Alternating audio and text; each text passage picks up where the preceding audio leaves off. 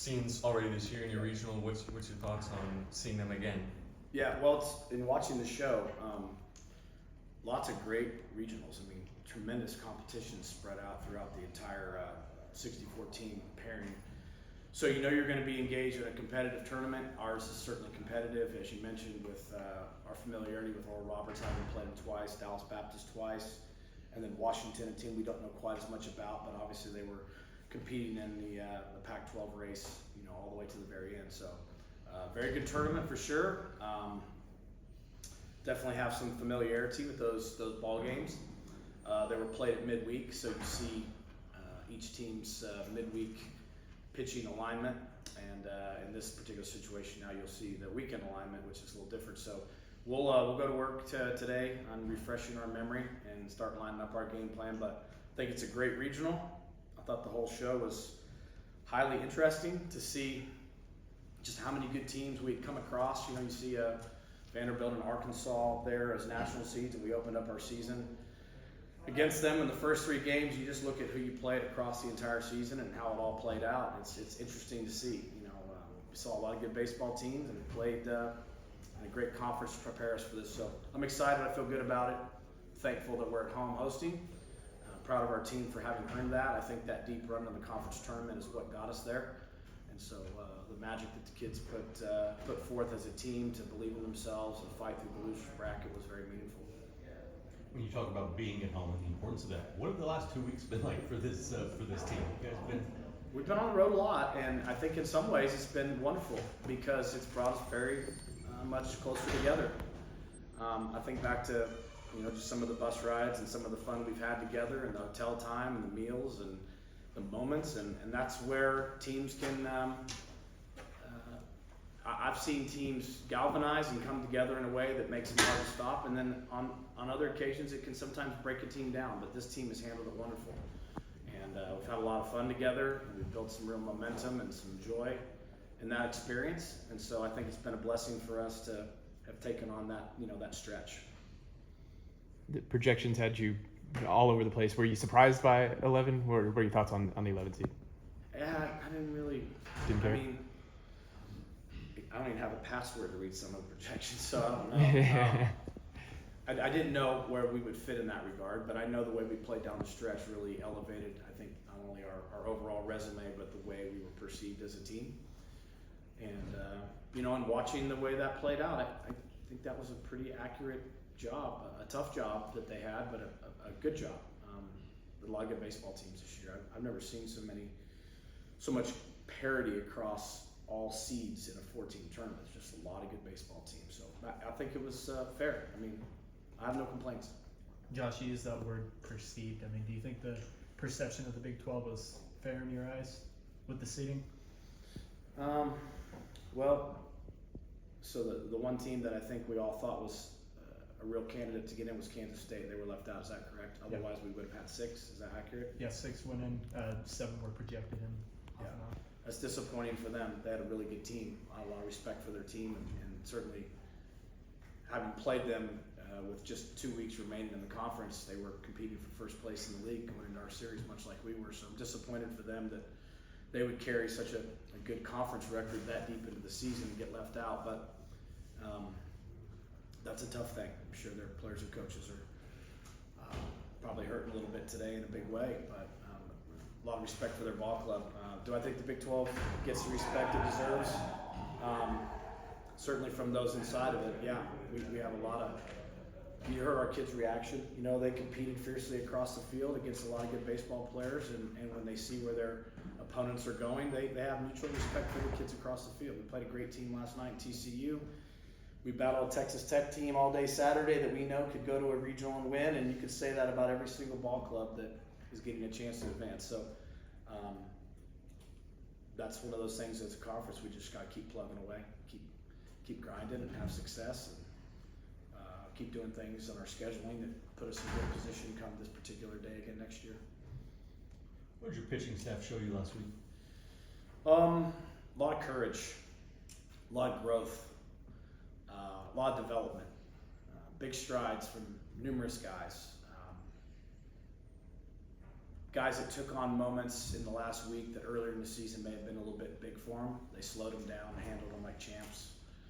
Guys that pitched on behalf of the team from their heart rather than pitching on behalf of themselves. Guys that took adjustments and suggestions and took to coaching and implemented it in the game and saw a great return.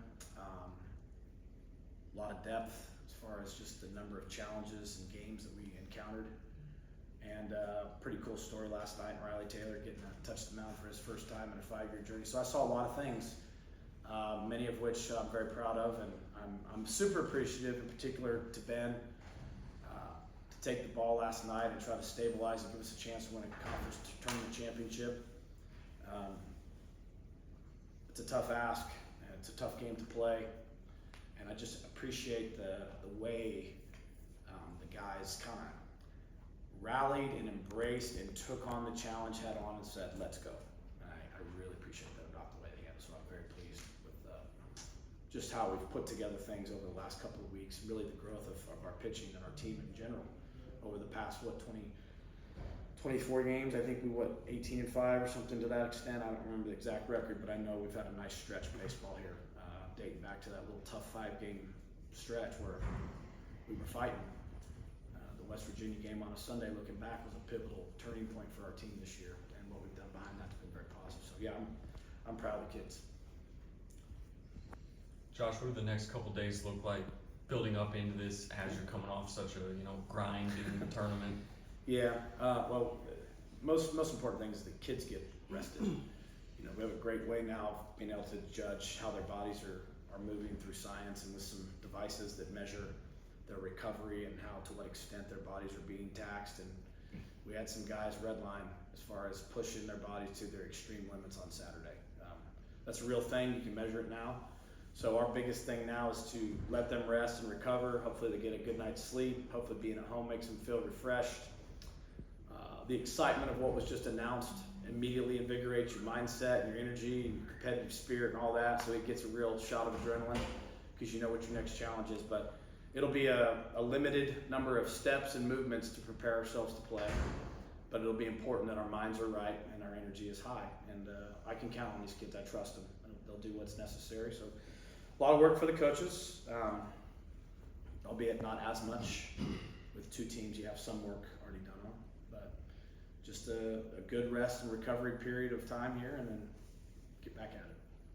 Josh, what can you take away from those previous meetings with Dallas Baptist and ORU, or since they were midweeks, can you just kind of? I mean, we know kind of what they look like. We've stepped on the field with them, but quite honestly, those games were part of the journey to get here. They were part of the regular season, but they were played on Tuesdays. They were played when both squads had weekends before and after, and they were played with just a different pace of the season. Moving forward, these are new games, and regional baseball is a lot different than Tuesday night baseball. So, I think you take away what you learned across the field, but at the same time, slate's clean come Friday. You had Watts Brown come out of the bullpen at one game last week. Is that going to be a permanent change, or do you see him slotting back into your rotation? Well, I think what you have to look at, last week's pitching plan was based on the short rest of the previous week. So the final conference weekend against Oklahoma was Thursday, Friday, Saturday. The conference tournament then began on Wednesday. Our goal was to try to keep Ben and Jerron and Nolan and Carson in this final 3 weeks on as much full rest as possible, or limit their pitches so that they would be fresh and at their best at this point in the year.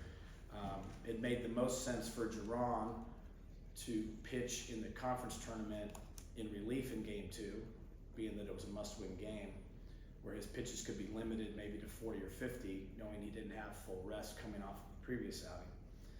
Ben was able to get closer to full rest in his outing through 60 pitches, and we felt like maybe he had 35 or 40 more yesterday. So we kind of had a pitch limit in our minds for our kids in the conference tournament based on the previous week and the week ahead. That being said, now we'll sit down and see where they're all at today and kind of figure out how we want to match up. So we were just trying to play it smart, but play it to win.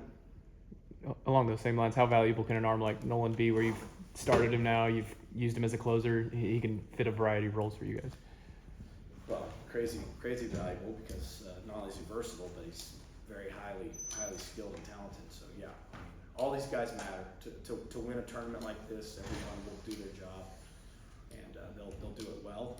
And let Coach Walton have a cup of coffee and maybe go hit a few golf balls today and clear his mind. We'll get right back to doing what we do, right? But yeah, I think Nolan's a huge part of this plan, and they all are. Because as we've seen, these tournaments can be crazy competitive and highly unpredictable, but a whole lot of fun. And having gone through last year's regional, I remember vividly the amount of awe, quite honestly, that I had for our kids. The way they competed for that extended period of time was remarkable. Despite the end result not being what we wanted, I couldn't have been more proud of them for the way that so many guys said, I'm going to go out there and leave it on the line. So, yeah, that's where we're at. Josh, when you look at a guy like Gabe Davis, Yes. see what he did in the conference tournament, I mean, how pivotal of an arm can he be moving forward for you guys? Big. Yeah.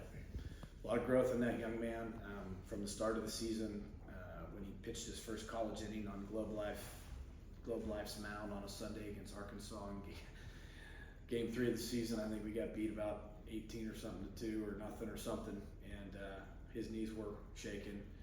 To the young man that took that mound on Saturday, big steps, and that's fun to see. It takes a lot of patience, it takes a lot of time, it takes a lot of investment in one another, especially young players. But from where he started the season on that mound to where he last performed on that mound, we've seen a young man really come on and become a huge weapon, and got a bright future. And Ben's his roommate on the road. I asked Ben in many ways to mentor Gabe this year.